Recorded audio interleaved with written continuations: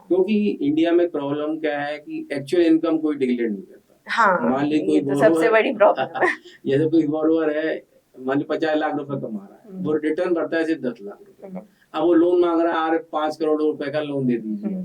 तो ये बड़ी मुश्किल थी कि बैंक बिजनेस के ग्रो नहीं कर लिए। पा रहा था। भाई बैंकर को पता है कि हाँ ये ईएमआई 5 करोड़ की 5 लाख की भर सकता है, उसके हिसाब से तो उसकी 60 लाख की ऑब्लिगेशन हो गई, पर रिटर्न में वो फाइल कर रहे हैं सिर्फ 10 लाख रुपए, तो बैंक कैसे लोन दे। तो इन सबको ध्यान में रखते हुए जो हमारे इनोवेटिव प्राइवेट बैंक या एनबीएफसी हैं, उन्होंने मल्टीपल एलिजिबिलिटी प्रोग्राम चला रखे हैं। सो ऑडियंस, आज मैं वेलकम करना चाहूंगी हमारे शो में फाइनेंस एक्सपर्ट सीए विकास जैन का, जो कि आज हमारे डाउट्स क्लियर करेंगे होम लोन के बारे में। तो वेलकम है आपका सर हमारे पॉडकास्ट में। Thank you Darshana, thank you listeners.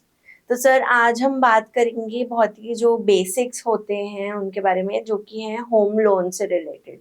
जैसा कि आप जानते हैं कि हर जो इंसान होता है उसकी एक विश होती है कि अपना घर बनाना, एक घर हो उसके पास। तो हम आज बेसिक्स कवर करेंगे कि जैसे अगर कोई जो हमारा इंडियन सिटीजन है जिसके पास इतनी कैपेसिटी नहीं कि वो एक बार में घर खरीद सके, तो वो होम लोन का क्या प्रोसेस रहता है, उसके बेसिक्स क्या हैं, तो आज हम उस सब के बारे में बात करेंगे। बिल्कुल बिल्कुल, मैं डिटेल में सभी लोगों को बताऊंगा कि होम लोन कहाँ मिलता है, कैसे मिलता है, और लोन लेते समय क्या क्या चीजों का ध्यान रखना चाहिए। तो सर सबसे पहला सवाल, आप पहले हमारी ऑडियंस को ये बताइए कि होम लोन होता क्या है और किसके लिए है ये होम लोन।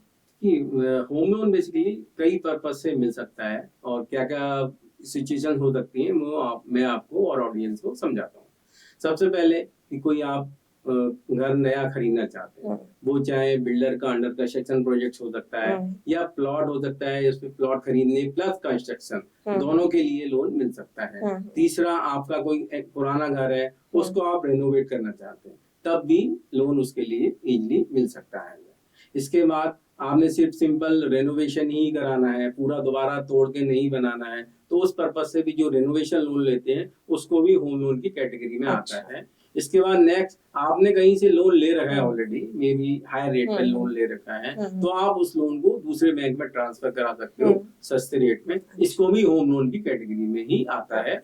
नेक्स्ट कैटेगरी आती है कि मान लीजिए आपका होम लोन चल रहा है और आपको बिजनेस के लिए या मैरिज के लिए या एजुकेशन के लिए कोई एडिशनल लोन चाहिए, राइट, तो आप अपने एग्जिस्टिंग बैंक को ही बोल सकते हो कि हमें टॉप अप लोन दे दीजिए, या फिर आप दूसरे बैंक में ट्रांसफर करा के टॉप अप ले सकते हैं। इसको भी कुछ बैंक जितना आपका ओरिजिनल लोन अमाउंट है, लेट्स से आपका एग्जिस्टिंग लोन मान लीजिए 1 करोड़ का चल रहा है, राइट, और आपको 2 करोड़ की रिक्वायरमेंट है, तो कुछ बैंक्स या एनबीएफसी जो टॉप अप लोन होता है उस पे अप टू जितना आपका ओरिजिनल होम लोन जो आप टेक ओवर करा रहे थे ना, उतने अमाउंट तक जो टॉप अप देते हैं वो सिर्फ होम लोन के इंटरेस्ट रेट पे देते हैं, और उसके अलावा कोई आप एडिशनल लोन लेते हैं तो उसको लोन अगेंस्ट प्रॉपर्टी के रेट पे लेते हैं। तो ये बड़ी अच्छी स्कीम है जिन लोगों को मान लो एडिशनल लोन चाहिए, उनके पास प्रॉपर्टी की वैल्यू ज्यादा है और लोन अमाउंट कम है, तो वो इस तरह से लोन लेंगे तो उनको होम लोन का रेट मिलेगा। जनरली 1 से 1.5% का रेट का डिफरेंस होता है होम लोन के रेट में और लोन अगेंस्ट प्रॉपर्टी के रेट में,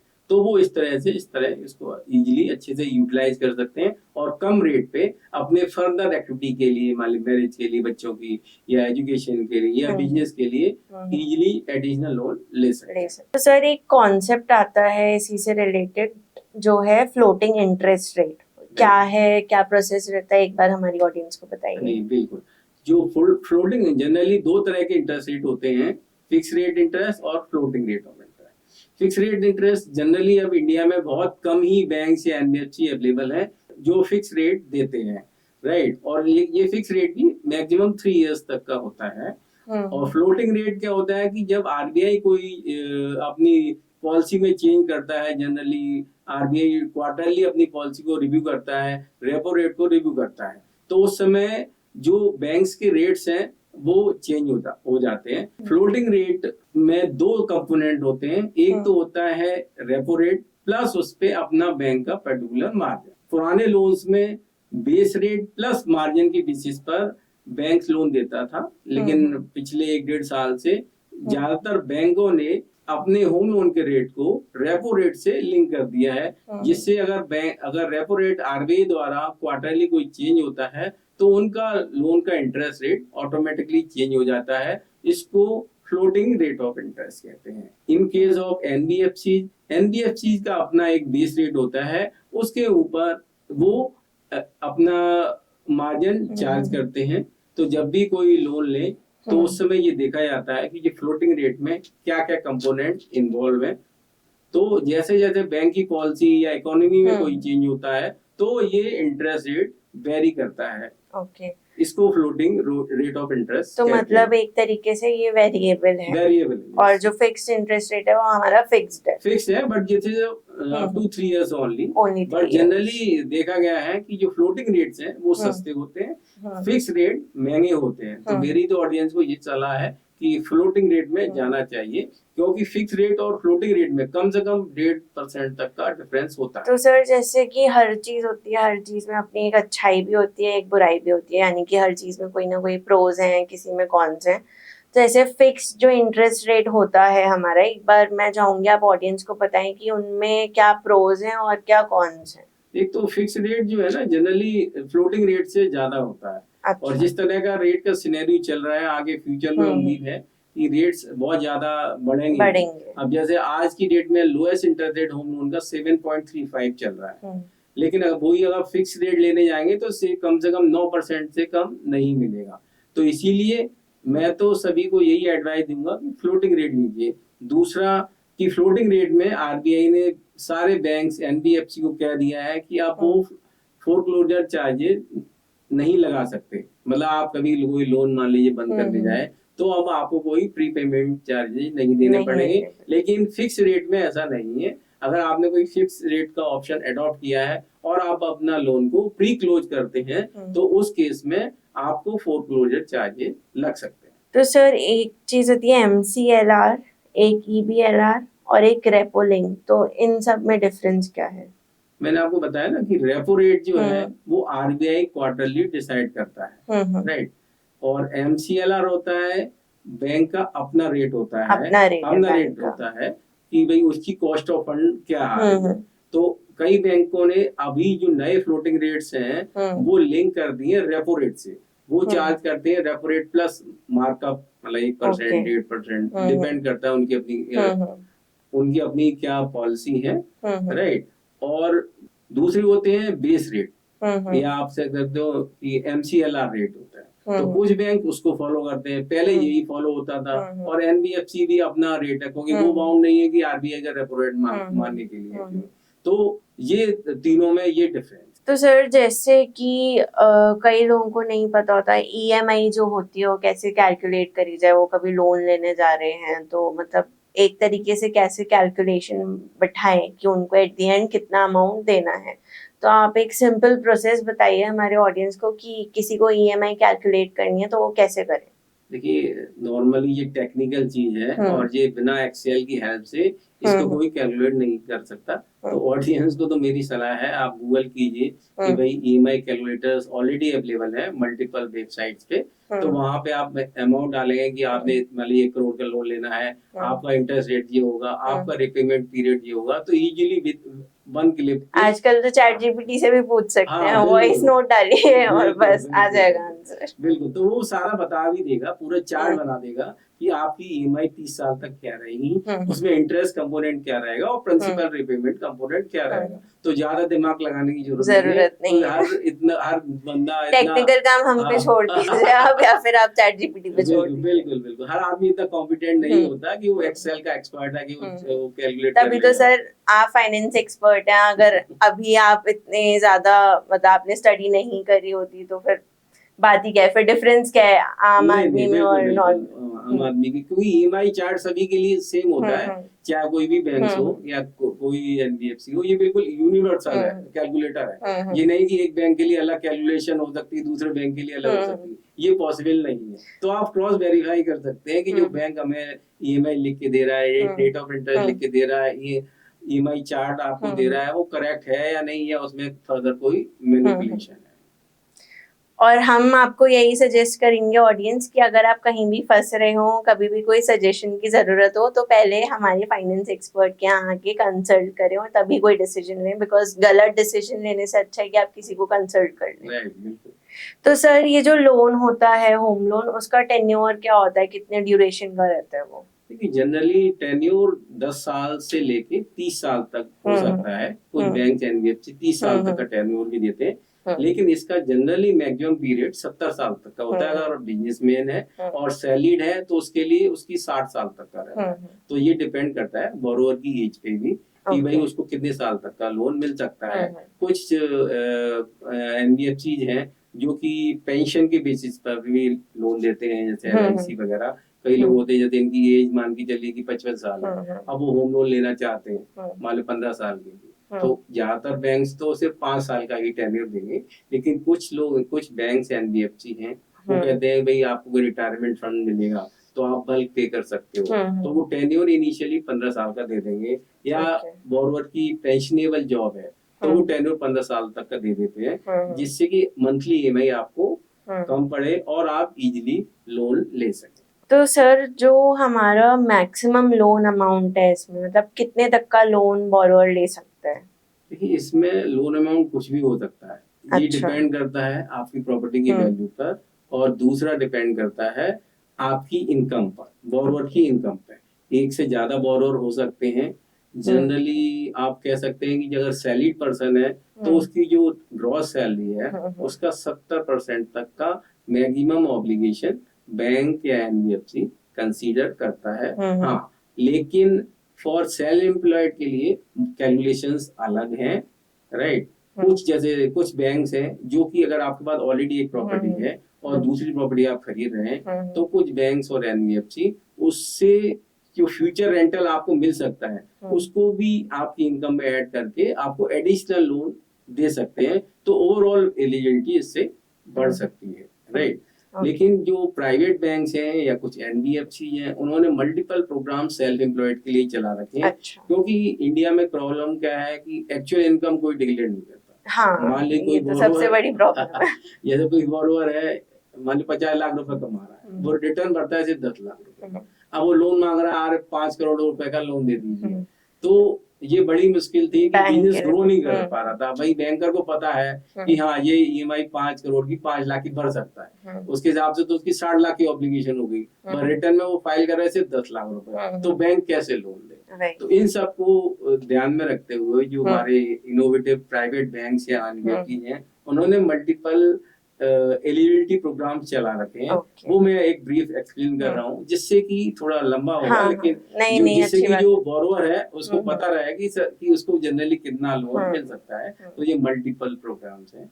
जैसे सबसे पहला प्रोग्राम है, इसको बोलते हैं नेट प्रॉफिट प्रोग्राम। इस प्रोग्राम में जनरली बोरोवर, लेट्स से कि अगर आपने किसी बोरोवर ने मान ली 20 लाख रुपए की इनकम दिखाई, तो उसकी 100% तक इनकम को बैंक कंसीडर कर लेता है। और 100% मतलब होगी ऑलमोस्ट, मतलब 2 लाख रुपए महीने की इनकम बनी, तो उसके बेसिस पर वो 100% की ईएमआई बना देता है। तो एक लंब रफ आइडिया मैं कह सकता हूँ कि 2 करोड़ तक का लोन उसको इजीली मिल सकता है।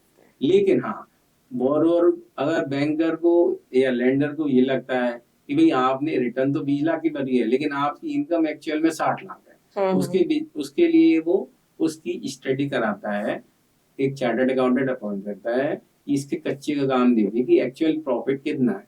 अगर उस रिपोर्ट में ये होता है कि भाई इसकी इनकम तो 20 लाख दिखा रहा है बुक्स में, लेकिन एक्चुअल इनकम इसकी 60 लाख होता है, तो बैंक, कुछ बैंक्स हैं उनका नाम मैं नहीं लूंगा क्योंकि ये इंटरनल पॉलिसीज हैं बैंकर्स की, तो वो उस इनकम को 3 टाइम मल्टीप्लाई कर देंगे। मतलब वो एज्यूम कर लेंगे इसकी इनकम 60 लाख रुपए है, तो वो उसको 6 करोड़ तक का लोन दे सकते हैं। अच्छा। सिर्फ इनकम 20 लाख होने पर भी। तो ये प्रोग्राम है, इसको बोलते हैं इनकम, एक नेट प्रॉफिट प्रोग्राम हो गया।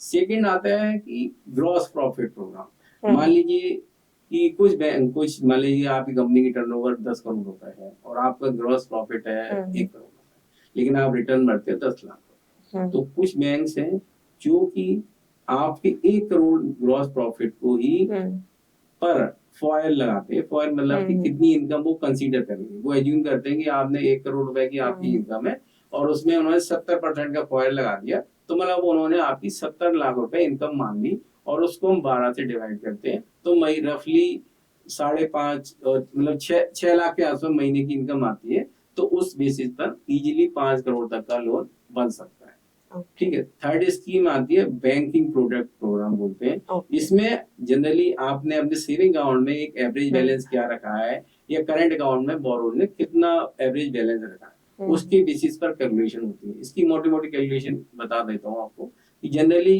अगर किसी ने एवरेज बैलेंस 2-3 अकाउंट को मिला के 5 लाख रुपए रखा हुआ है, तो उसको आराम से 2-2.5 करोड़ रुपए का लोन मिल सकता है, भले ही उसकी इनकम 10 लाख रुपए की उसने आईटीआर भरी है।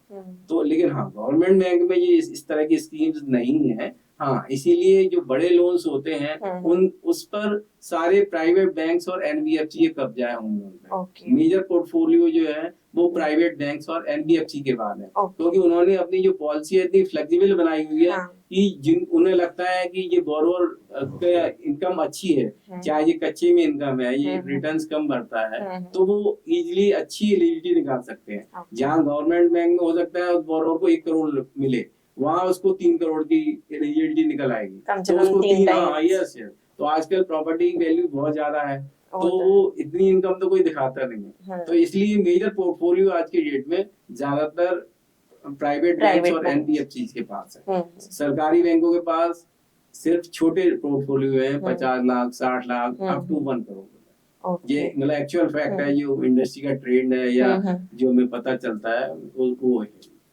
इसकी नेक्स्ट स्कीम है रिपेमेंट ट्रैक रिकॉर्ड। अगर मान लीजिए आप मल्टीपल लोन चल रहे हैं, मान लीजिए, और आप महीने की 5 लाख की ईएमआई भर रहे हैं, तो बैंक एज्यूम कर लेता है कि भाई 5 लाख आप इजीली कर रहे थे, तो वो आपको कहेगा कि भाई ये लोन बंद कर दो, हम 5 लाख रुपए की होम लोन की ईएमआई की बेसिस पर हम आपको 5 करोड़ का लोन दे देंगे। तो इसको बोलते हैं ईएमआई इक्वलाइजर। इसके अलावा प्रोफेशनल्स के लिए भी एक और स्कीम है जिसको बोलते हैं ग्रॉस रिसीट्स बेसिस पर। जैसे कोई डॉक्टर्स हैं या चार्टर्ड अकाउंटेंट है या कोई आर्किटेक्ट है, मान लो उनकी रेवेन्यू रिसीट्स है 1 करोड़ रुपए, क्योंकि उसमें क्या होता है कि उनके खर्चे ज्यादा नहीं होते, मतलब 80% तक उनका प्रॉफिट आप कह सकते हो। तो कई बैंक्स और एनबीएफसी 1 करोड़ को ही उनकी इनकम मान लेते हैं, उसको 12 से डिवाइड करेंगे तो मंथली इनकम उनकी लगभग 8 लाख के आसपास आ गई, तो उसमें उनको आराम से 7-8 करोड़ रुपए का होम लोन इजीली मिल सकता है। ये भी एक बड़ी अच्छी स्कीम है प्रोफेशनल्स के लिए खासकर। तो ये चीज है।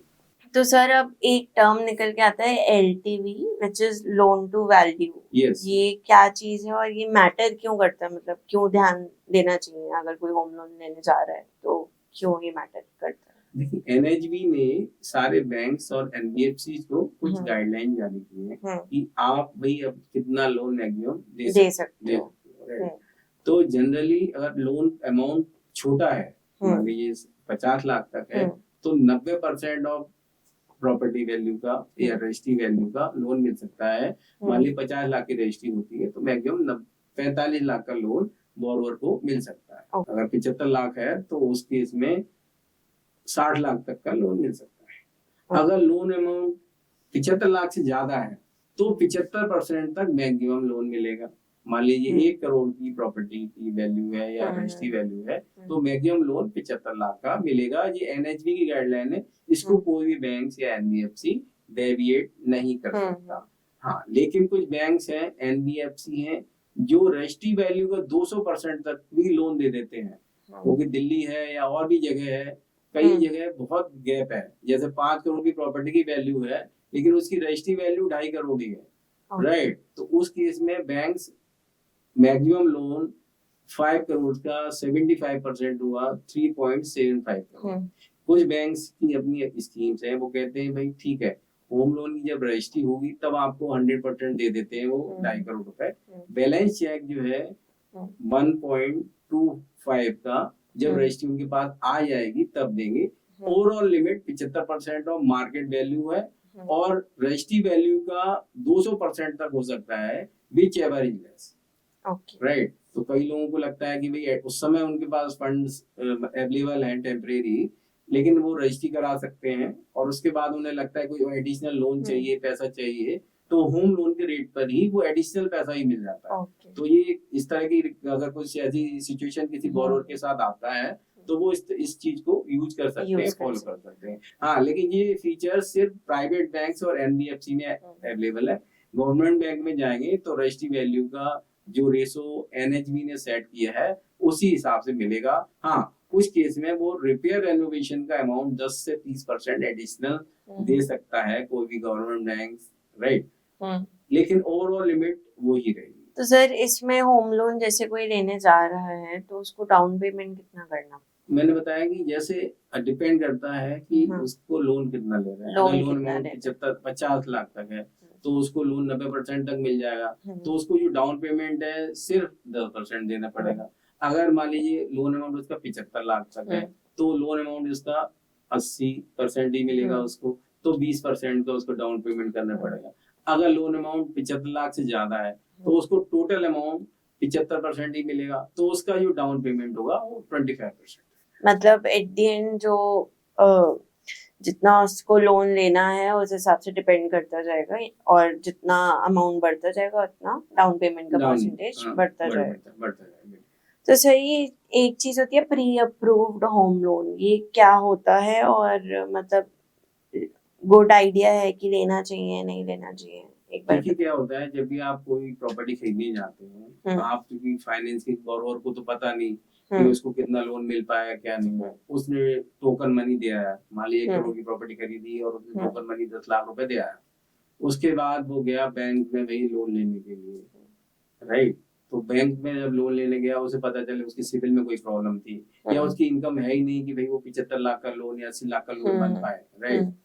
तो ये हमेशा एडवाइजेबल रहता है कि किसी भी प्रॉपर्टी डील करने से पहले बैंक के पास जाएं। कई बैंक ये फीचर देते हैं कि भाई हम आपको आपके फाइनेंशियल के बेसिस पर ये लोन की एलिजिबिलिटी बनती है और भाई इतनी प्रॉपर्टी वैल्यू पे हम इतना लोन देंगे, जिससे कोई भी बायर है बोरोवर है तो उसके लिए बड़ा आसान होता है कि जब भी वो प्रॉपर्टी मार्केट में जाए, प्रॉपर्टी खरीदने के लिए जाए, तो उसको श्योर रहेगा कि भाई इतना लोन भाई बैंक से मिल जाएगा, इतना मेरे पास फंड अवेलेबल है, तो वो डील इजीली हो पाएगी। अदरवाइज उसको जो उसने टोकन मनी दे रखा है उसका मरने का बहुत ज्यादा चांस है, बहुत रिस्क है, क्योंकि इस तरह की ट्रांजेक्शन में एक लिमिटेड पीरियड होता है कि 90 दिन में आपने ट्रांजेक्शन करानी है। मान लो किसी वजह से आपकी सिविल में प्रॉब्लम है या आपकी एलिजिबिलिटी नहीं उतनी बन पा रही है और बैंक ने कहा नहीं वो 1 करोड़ तुमने आपने मांगा था, हम आपको देंगे सिर्फ 50 लाख रुपए, तो विद इन 90 डेज कैसे बोरोवर एडिशनल लोन अरेंज कर, एडिशनल अमाउंट कैसे अरेंज करेगा, वो पॉसिबल नहीं है। तो इस चीज always 100% advisable to the borrower, to the listener, कि हमेशा कभी भी कोई प्रॉपर्टी डील के लिए जाए सबसे पहले बैंक से अपना प्री अप्रूव लोन करा के जाए, जिससे आपके पास पावर होगी, निगोशिएशन पावर भी साथ में होगी। आपको पता है बैंक आपके पीछे खड़ा हुआ है, इतना लोन आपके लिए रेडी है, इतना पैसा आपके पास है, तो आप बेटर निगोशिएट अपने सेलर के साथ कर पाओगे, क्योंकि यू आर कॉन्फिडेंट। अदरवाइज आपको रहेगा पता नहीं कितना लोन मिलेगा नहीं मिलेगा और आप कभी फंस सकते हो उसमें। तो इसके अलावा ये भी हमारी सलाह है कि प्रॉपर्टी लेते समय इसको स्मॉल टोकन अमाउंट दें और 1 हफ्ते का अपने बोरोवर्स अपने सेलर से टाइम लें कि भाई हम 1 हफ्ते का टाइम चाहिए, लीगल डॉक्यूमेंट जरूर चेक कराएं जो भी कोई प्रॉपर्टी लेना चाहते हैं। कई बार प्रॉब्लम आती है कि प्रॉपर्टी में जीती है, प्रॉपर्टी की चेन सही नहीं है या कोई किसी के बीच में चेन में कोई डेथ हो गई है, उसका लीगल सर्वाइवल प्रॉपर नहीं हुआ है, रिलिंक्विशमेंट डीड नहीं बनी है, तो वो बेसिकली क्या है, प्रॉपर्टी की चेन ब्रेक हो जाती है। कोई भी बैंक जब भी कोई लोन देता है तो 30 साल की प्रॉपर्टी की पूरी कंप्लीट चेन देखता है, क्योंकि ये क्लियर रूल है कि अगर जिसने आपको प्रॉपर्टी बेची है और उसका अगर कोई टाइटल ओनरशिप डिफेक्ट है तो आपका टाइटल ओनरशिप अपने आप डिफेक्ट हो जाएगा। तो इसीलिए हमेशा एडवाइजेबल है कि जब भी कोई इस तरह की ट्रांजेक्शन में जाए थोड़ा सा टाइम सेलर से लें, उसके पेपर लें, उसकी लीगल जरूर कराएं, राइट। और इवन मैं तो ये कहूंगा आपके पास प्रॉपर्टी, आपके पास पैसे हैं तब भी आप बैंक से लोन लिए 5 लाख 10 लाख, जिससे बैंक एटलीस्ट आपके बिहाफ पर आपकी लीगल टाइटल तो चेक कर लेगा कि ये प्रॉपर्टी सही है नहीं। कई बार ऐसे केस सुनने में आए हैं कि उसने 2 बैंक से लोन ले रखा था, उसने 3 बैंक से उसी प्रॉपर्टी ले रखा था, तो बैंक इसको बेटर जज कर पाएगा बजाय कि आप इंडिविजुअली चेक करेंगे। जब बैंक लोन आपको देगा भले ही 10 लाख का देगा, पेपर आपके पास पैसे हुए हैं भी आपके पास, लेकिन बेटर है कि भाई आप बैंक से उसकी लीगल करा लें, बैंक से एक छोटा सा लोन ले लें, भले ही आप 3 महीने 4 महीने पे कर, तो उससे क्या हुआ कि आप एश्योर हो जाओ कि भाई प्रॉपर्टी में कोई प्रॉब्लम नहीं है, बैंक ने लोन दिया है, इसका मतलब प्रॉपर्टी। क्योंकि कई बार क्या होता है कि एक ही प्रॉपर्टी 3-4 लोगों को बिकी हुई होती है और फिर कोर्ट केसेस चलते रहते हैं, फ्रॉड के केस हो जाते हैं कई बार इस तरह से, क्योंकि आपको नहीं पता कि क्या है क्या नहीं है। तो इसलिए एडवाइजेबल कि बैंक लोन में जरूर जाए, भले ही एक स्मॉल अमाउंट जाए अगर आपके पास अपने पैसे हैं, और अगर उसके बाद ट्रांजैक्शन ज्यादा टोकन मनी देने से पहले कोशिश करें कि उसकी लीगल जरूर करा लें, कि वो उसका एक्चुअल ओनर है भी या नहीं, या कोई टाइटल चेन पूरी है नहीं। अगर टाइटल चेन डिफेक्ट है, भले ही वो सही ओनर है, सेलर ओनर है, लेकिन अगर उसका टाइटल डिफेक्टिव है तो उस केस में बैंक लोन नहीं देता। जैसे मान लीजिए कोई सेलर है, उसके फादर की पहले डेथ हो गई थी, और उसके बाद उसके लीगल हेयर बने, भाई उसके मान ली 2 बच्चे हैं या उसकी एक डॉटर है और उसकी वाइफ, तो प्रॉपर तरीका ये है कि कोई ऐसे, अब उसके 4 ओनर हो गए बेसिकली, अगर कोई रजिस्टर्ड विल उनके फादर कोई छोड़ के नहीं गए, राइट।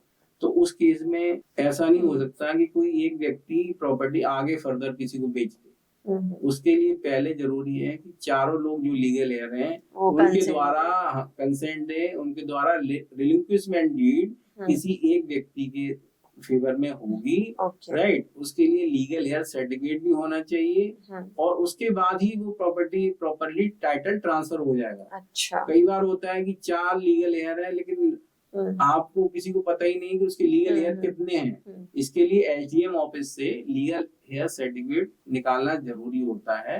पता नहीं 4 थे, तीनों ने रिलिंक्विशमेंट डीड कर दी, एक ने की नहीं, और तीनों ने मिलकर आगे प्रॉपर्टी बेच दी, राइट। तो इस केस में वो टाइटल हो जाएगा डिफेक्टिव, और जिसने कंसेंट नहीं दी है वो क्लेम ठोक के प्रॉपर्टी अपने 1/4 ओनर अभी भी बना रहेगा।